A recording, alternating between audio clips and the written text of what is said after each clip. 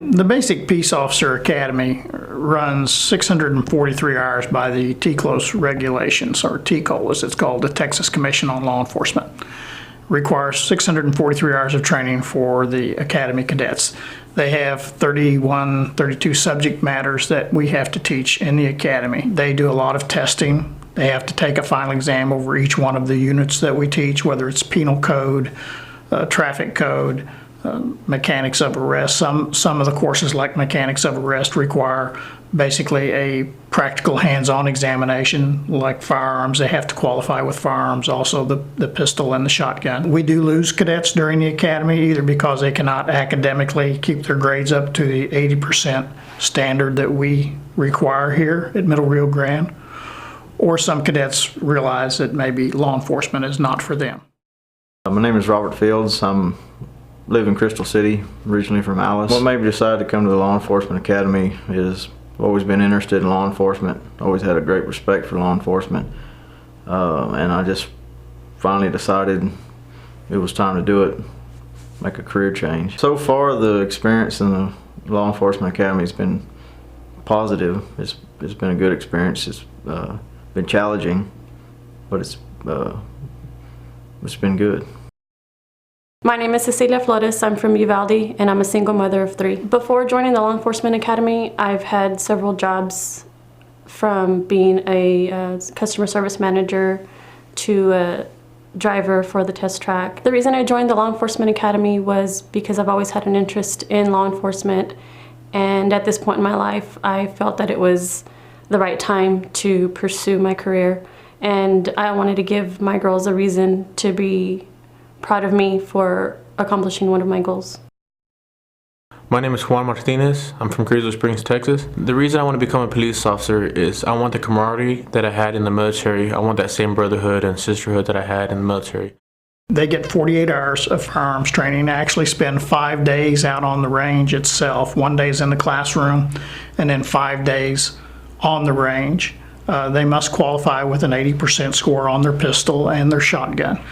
We use the Glock Model 22 semi-automatic pistol, which over 60% of the law enforcement agencies in the United States carry that firearm, so that's what we use here at the Academy.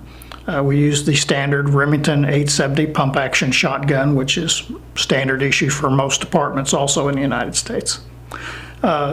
We do have, occasionally we have some cadets that cannot meet the 80% qualification, and if they fail the firearms qualification, they are dismissed from the academy.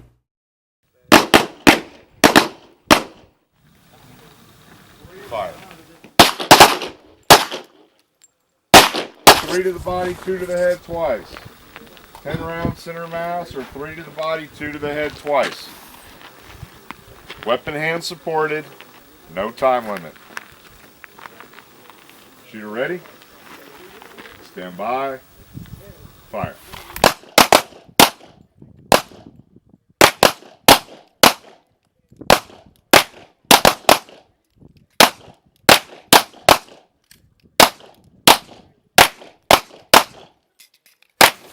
Round, still gonna count as 50. That went to the middle.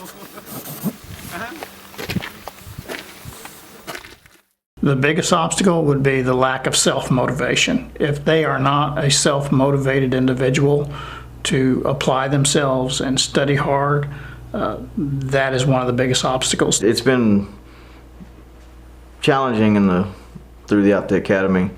A lot of studying, more studying than I've ever had to do even through college, and remembering all the laws, regulations, rules that you have to learn. Several obstacles that I have had to overcome while being in the academy is long hours of study, not having a job. I focused mainly on just school, and so that put a lot of financial burden on me, and the biggest obstacle was sacrificing time with my girls. I missed 4 days in the beginning of the academy.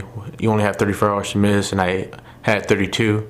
I made it this far, and I still have those 2 hours to spare, so that's been the most difficult for me, is making it on time, making sure I'm not late to class.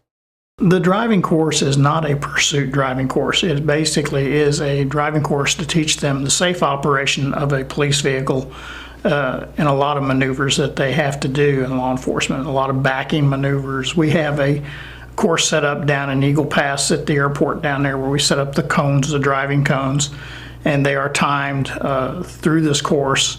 They have to get a certain time to go through the cones in different movements and turning, stopping, starting, backing.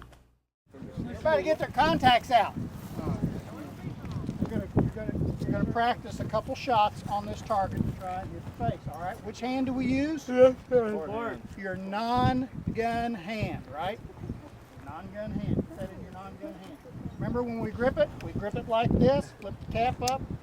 And how long are our bursts? 1 second burst. Why are we spraying from here? Only going to do probably about 4 people to start off with. Then we're going to wait a little while they're recuperating. We see how they do. Then I'll do 4 more and so on until we get everybody. I'll go for it. Like a champ. No. No. I messed up or what? There. Don't. Why are you gonna put it back in the flip in the line? I know. Yeah, come on. Oh, you want soap? Hold on. I've never heard it called Windex before. Make sure you get it in your eyes. Put it in your eyes. Open your eyes. Touch your eyeballs.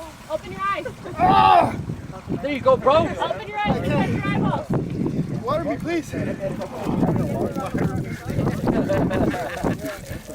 eyes. Rub your eyes. Rub it out. To make it through the academy, you've got to have the self-motivation that I mentioned earlier, to motivate yourself to do the best that you can at what you're attempting, and to study hard. They've got to have family support too, because the ones that do have some difficulty are ones that are trying to work full-time jobs and go through the academy. That makes it very difficult, especially here at the Uvalde Academy, because this is a very intense 18 weeks that they go through, fast pace, and if they're trying to work a lot of hours, it makes it very difficult for them. Just mentally prepare yourself. It's long days, lots of studying, lots of reading. If you could conquer the mental aspect of it, you'll do well. Be prepared to study long hours, to make sacrifices in your family and in your work, and know that those are the 2 biggest aspects that has affected everybody in the academy, and be mentally prepared for whatever happens. It's not easy. It's a lot of tests. It asks a lot out of you. Especially you have to drive back and forth, as I do from Carrizo over here every day. It asks a lot, but this is what I want to do. I think we have one of the best academies in the state here. We have a lot of recruiters that come in from other agencies. We've had recruiters from Midland, Texas, from Hobbs, New Mexico, the Department of Public Safety. They know that this academy is one of the few in the state. It may be the only one for the last 6 or 7 years now that's got a 100% pass rate for the first time on that state exam. We're very proud of what they've accomplished. I know sometimes they think that Mr. Levine gets a little rough with them in class when he talks to them, but I'm trying to get more out of them, because I won't accept somebody coming in and just doing what they have to get by. I want them to be successful. So we push them pretty hard here, and they do a pretty good job of it. They understand, I think by the end of the academy, they understand why we push them so hard here. It pays off when they go across the street and they take that state exam.